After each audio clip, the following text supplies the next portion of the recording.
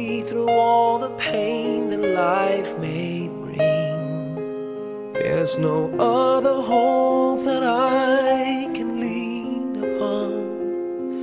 Lead me, Lord, lead me all my life. Walk by me across the lonely roads that I may face. Take my arms and let your hand show me the way. Show the way to live inside your heart all my days, all my life. You are my light, you're the lamp upon my feet. All the time, my Lord, I need you there. You are my light, I cannot live alone. Let me stay by your guiding love all through my life. Lead me, Lord. Lead me, Lord. Even though at times I'd rather go alone my way.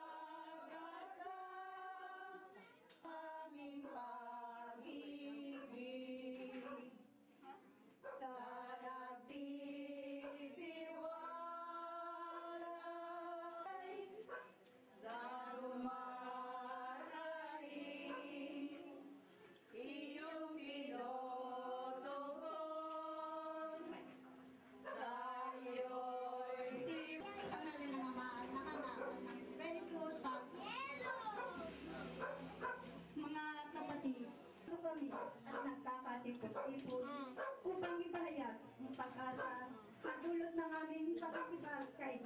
Tandaan natin ang sinasabi ng ating Panginoon. Ako ang muling pagkabuhay at ang buhay. Ang sumasampalataya sa akin, kahit mamatay, ay mabubuhay. Balang araw, tayong lahat ay muling magsasama-sama sa piling ng ating Amang nasa langit. Maaaring ang naganap sa ating kapatid na si Elisa ay sasapitin din natin. Kung matapos na, kaya't bilang paghahanda ay tumahimik tayo ng ilang sandali. At kung mayroon man tayong mga pagkukulang sa Diyos at sa ating kapwa, ay ihingi natin ito ng patawad. Jesus, hingi patawad. Huwag sanang bayaan. Ako ay nagsisisi sa aming kasalanan. Jesus, hingi patawad sa aking kasalanan.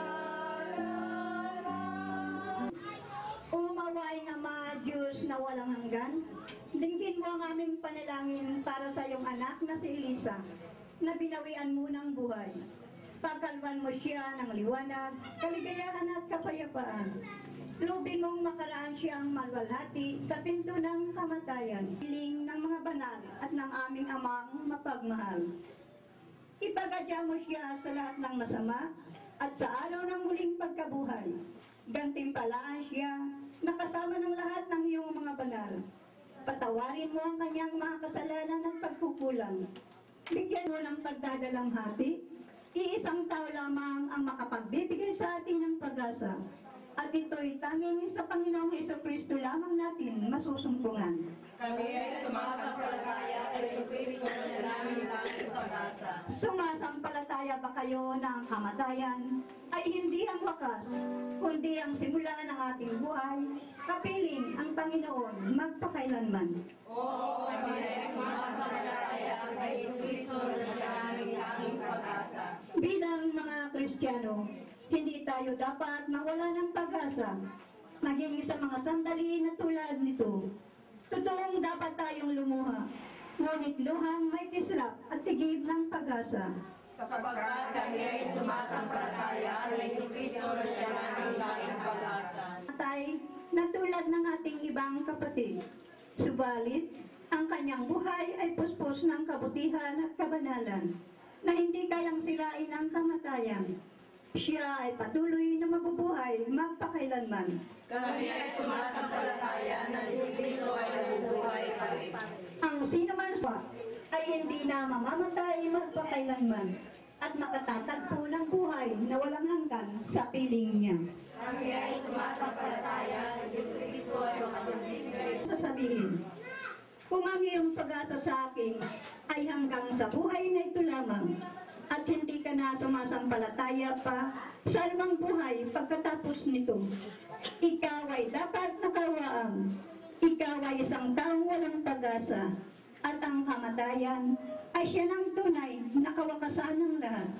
Diyos na aming Ama, batid mo kung gaano kahirap sa amin na magkaroon ng pag-asa sa mga itong sandali na pagdadalanghabi.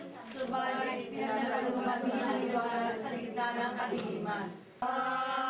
Ayin kita at bubuhayin kita at bubuhayin kita ngayon at kailanman. Matay. Diyos sa aming Ama, Panginoon na namin sa iyo, na ipagkaloob mo ang malamang kabubuhay ako sa aming nakamamahal na Kristo. Batid namin siya ay tao lamang, at hindi lahat ng kanyang mga sinabi at ginawa ay tama ang nalugod-lugod. Ngunit bilang sa kamalan na nangangalaga sa kanyang anak, batid namin na ikaw ay dinanais sa mga banang buhay para sa mga namamasay sa araw-araw. Winika na Jesus, ako ang daan, ako ang katotohanan, at ako ang buhay. Walang sino man ang makatutungo sa Ama, kundi sa pamamagitan ko. Si Kristo ang ating butihing pastol, at daan kaya kung tinatanggap natin siya bilang butihing pastol, ay payag natin ang mga salitang winika niya. Kung tayo ay sumusunod sa Kanya, na maging ang kamatayan ay hindi makapaghiwalay sa atin sa isa't isa sapagkat Bubuhayin kita ngayon at kailanman. panalangin ng bayan ating itutugon. O Diyos sa aming Ama, pakinggan mo kami. O Diyos sa aming Ama, pakinggan mo kami. Sa binyag ang ating kapatid na si Elisa ay tumanggap ng pangako na makakamit ang buhay na walang hanggan. Panginoon, isama mo siya sa piling ng iyong mga banal magpakailanman. O Diyos sa aming Ama, pakinggan mo kami. Ang kapatid namin si Elisa ay tumanggap ng tinapay na nagdudulot ng buhay na walang hanggan. Panginoon, buhayin mo siya ulit sa huling araw. O Diyos sa aming Ama, pakinggan mo kami. Idinadalangin namin ang lahat ng yumaho. O Diyos sa aming Ama, pakinggan mo kami. Idinadalangin namin ang lahat ng naririto na sumasamba at sumasampalataya. Panginoon, pag-isahin mo kami sa pananampalataya at pag-ibig. O Diyos sa aming Ama, pakinggan mo kami. At sa kanyang mga naulila, tayo ngayon ay mag-alay ng bulaklak sa kanya. Alam mo namang minamahal ka namin. Sa araw at gabi, lagi naming dalangin na pagpalain ka katulad ng anghel. Undangan ay wala, kami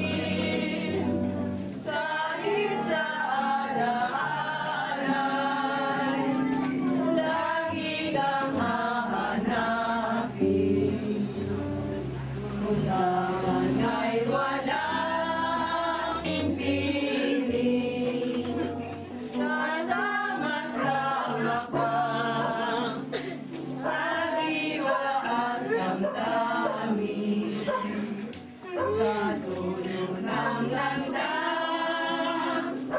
na aming tatahakin, kahit sa alalay, lagi kang hahanapin.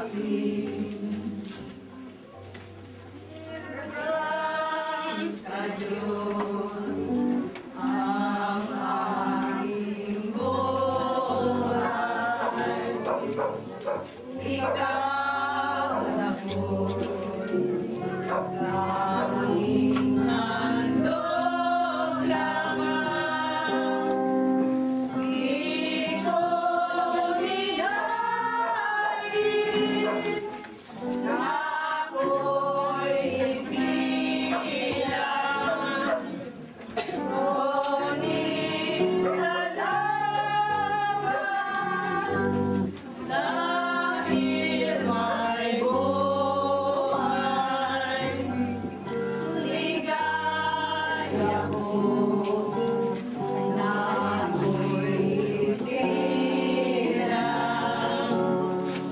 pagkatao ay mayroong dangal. Sinong may pag-ibig, sinong nagmamahal, kung di ang tao, Diyos ang pinagmulan. Kung di ako umibig, kung di ko mabigyang halaga ang buhay kong handog, ang buhay kong ilang sa'yo, kung di ako nagmamahal, sino ako? Ligaya ko na ako'y isilang, pagkatao ay mayroong dangal.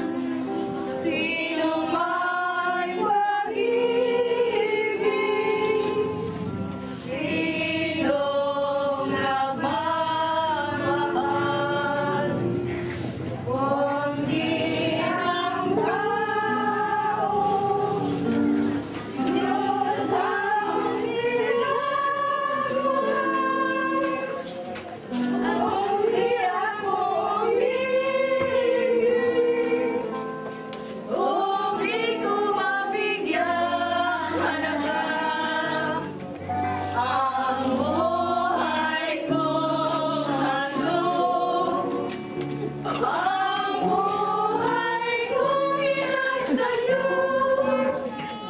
kung di ako nagmamahal,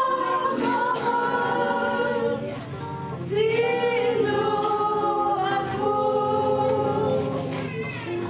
Manalangin tayo. O Ama na puspos ng awa, Diyos ng lahat ng kaliwan, sa iyong walang hanggang pag-ibig at tawa, ang dilim ng kamatayan ay ginagawang bukang liwayway ng panibagong buhay. Ipakita ang iyong awa sa mag-anak na ito sa kanilang kalumbayan. Ikaw sana ang aming tagapagligtas na magdudulot sa amin ng lakas ng loob. Sa kalungkutan at pangungulila, ipadama mong naririto ka sa piling nila upang aliwin sila. Ang kamatayan ay nilupig ng anak mong si Jesucristong Panginoon namin, nang siya ay namatay dahil sa amin, at ibinalik sa amin ang buhay sa kanyang muling pagkabuhay. Ipagkaloob mong matanggap kami sa kanyang kaharian At pagkatapos ng buhay na ito, ay makapiling muli ang aming mga kapatid na yumao, na doon ay mapapawi ang lahat ng hirap at hapis, alang-alang kay Kristong aming Panginoon. Amen. Utang sa isa't isa, tayong lahat ay tinipon ng Diyos. Ating pagmamahal at paglilingkod sa kanila ng balita ng kaligtasan.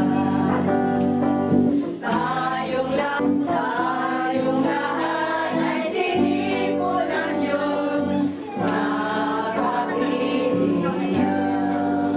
ng Panginoon bilang mga anak. Tayong lahat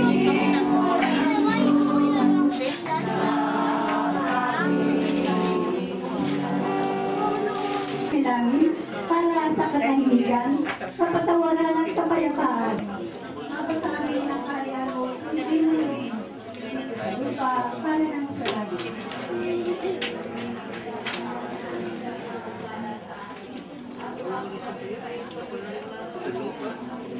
Ay sumasay. Kapag ka ang pinagpala sa babae ka na, at pinagpala naman ang anak na sino. Babae ka na, at pinagpala naman ang anak na sino.